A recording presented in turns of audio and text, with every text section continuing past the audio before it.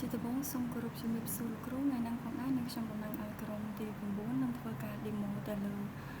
feature ដែលយើងបានធ្វើនៅក្នុង Spring 1 ហើយចំពោះ system របស់យើងគឺ focus ទៅលើ rental service គឺជាការជួលឡានម៉ូតូកង់ផ្សេងៗហើយទាំងនេះគឺជា user story ដែលពួកយើងបាន complete វានៅក្នុង Spring 1 ហើយចំពោះជាបន្តទៅទៀតខ្ញុំសូម demo ទៅលើអ្វីដែលពួកយើងបានធ្វើនេះគឺជា home page ដែលយើងបានដាក់នៅព័ត៌មានមួយចំនួន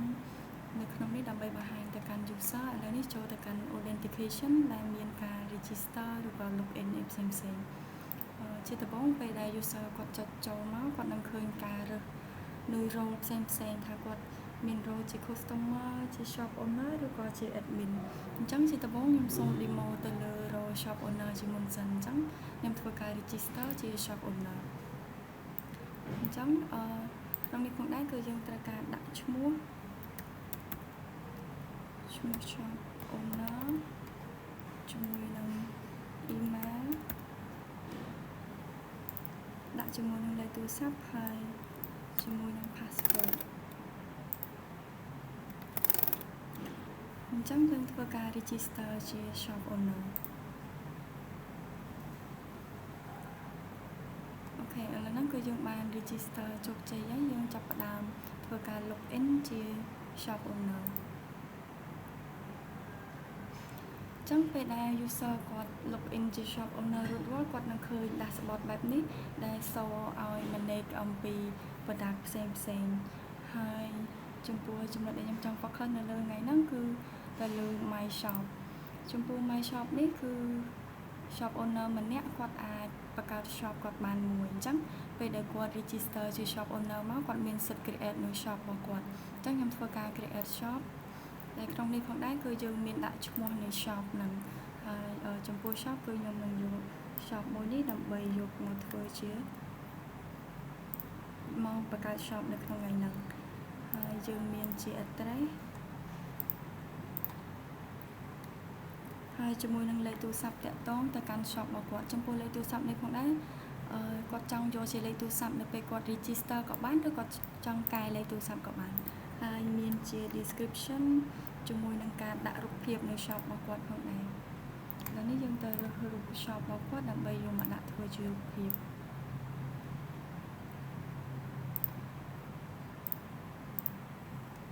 បន្ទាប់មកគឺធ្វើការ create shop អញ្ចឹង shop របស់គាត់គឺ create បានជោគជ័យមានរូបភាពមានឈ្មោះមាន address ហើយមានឈ្មោះរបស់ shop owner មានលេខទូរស័ព្ទរបស់គាត់ផងដែរហើយចំពោះចំណុចនេះផងដែរបើសិនបើ shop owner គាត់ចង់ create shop មួយទៀតគឺគាត់អត់មានសិទ្ធិ create ទេព្រោះ Gmail តែមួយអាច create shop បានតែមួយទេអញ្ចឹងពេលដែលគាត់ចង់ create shop ម្ដងទៀតវានឹង alert ប្រាប់ថា shop មួយបង្កើត shop owner មួយបង្កើត shop បានតែមួយទេហើយចំពោះចំណុចមួយទៀតហ្នឹងគឺជាការ create នៅយានយន្តរបស់គាត់នៅក្នុងនេះគឺ shop owner គាត់មានសិទ្ធិ create នៅយានយន្តរបស់គាត់ផ្សេងៗហើយនេះគឺជា form create ទៅលើយានយន្តរបស់គាត់អញ្ចឹងកន្លែងនេះយើងដាក់ថាយើងដាក់ឈ្មោះរបស់យានយន្តរបស់យើង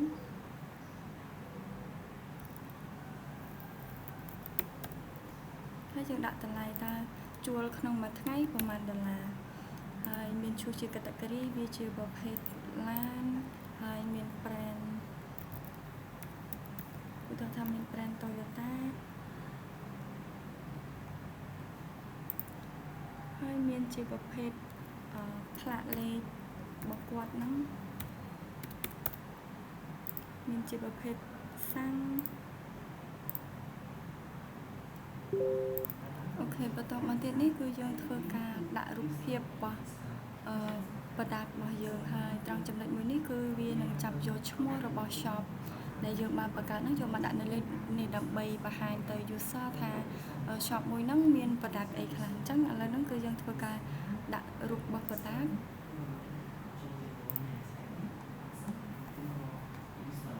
ញុំធ្វើការដាក់រូបមួយនេះចុះហើយយើងមានជា description ផងដែរបន្ទាប់មកយើង click create product របស់យើងគឺ create បានរួចរាល់ហើយចំពោះចំណុចផ្សេងទៀតហ្នឹងគឺជាការ booking មាន payment មាន report មានជាគូប៉ុងផងដែរពេលដែល user គាត់ធ្វើការ booking គាត់នឹងទទួលបានគូប៉ុងផ្សេងៗហើយ shop owner គាត់ជាអ្នក manage ទៅលើគូប៉ុងទាំងអស់ហ្នឹងហើយចូលទៅដល់ចំណុចមួយទៀតគឺជាចំណុចsetting ដែលនៅក្នុង setting នេះផងដែរគឺមានជា profile មានជាឈ្មោះរបស់ shop owner ឈ្មោះរបស់ shop មាន address មាន status ហើយមានការជាការ change password អីផ្សេងហើយចំពោះកន្លែងនេះវិញគឺតាក់ទងជាមួយនឹងការប្រើប្រាស់ shop របស់យើងជាភាសាខ្មែរឬក៏ភាសាអង់គ្លេសអញ្ចឹងយើង click លើនេះមក user គាត់អាចឃើញរាល់ system របស់គាត់ហ្នឹងជាភាសាខ្មែរដែលងាយស្រួលសម្រាប់គាត់ជាងមុនហើយចំពោះចំណុចមួយទៀតគឺតាក់ទងជាមួយនឹងការ upload នៅរូបភាពផ្សេងអញ្ចឹង user គាត់អាច upload នៅរូបភាពដើម្បីដាក់ជា profile របស់គាត់បានឥឡូវនេះខ្ញុំទៅរើសរូបភាពមួយដើម្បីដាក់ជា profile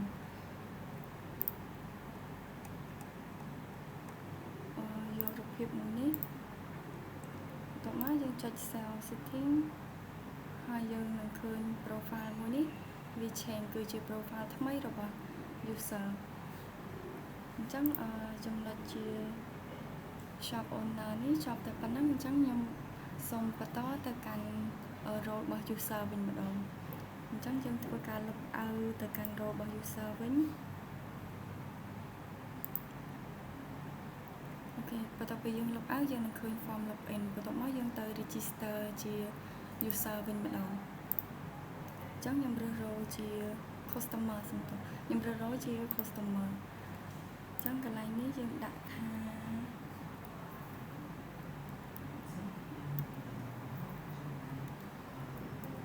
customer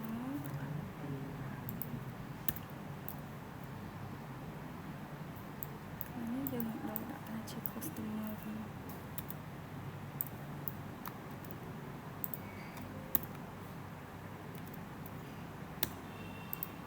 ដាក់ជាលេខទូរស័ព្ទជាមួយនឹង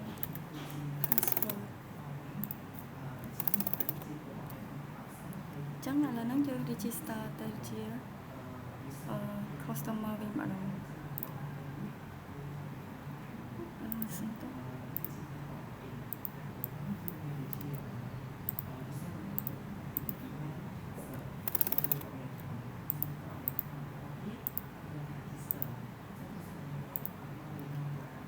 ឥឡូវហ្នឹងគឺយើង register បានជោគជ័យហើយអញ្ចឹងយើងចាប់ផ្ដើម login ជា customer វិញម្ដងអញ្ចឹងពេលយើង login ជា customer យើងនឹងឃើញ shop មួយដែល shop ហ្នឹងគឺជា shop ដែលខ្ញុំទើបតែបាន create បាញ់មិញដែលជា role របស់ shop owner អញ្ចឹងនៅក្នុងនេះវាមានបង្ហាញជារូបភាពជា profile របស់ shop owner ជា email ជា phone ជា address អីផ្សេងហើយចំពោះការ demo ឬក៏អ្វីដែលខ្ញុំបាន complete នៅក្នុង sprint 1 គឺមានតែប៉ុណ្ណឹងហើយចំពោះចំណុចបន្តទៀតដូចជាការ view ទៅលើ product ឬក៏យានយន្តអីផ្សេងយើងនឹង complete វានៅក្នុង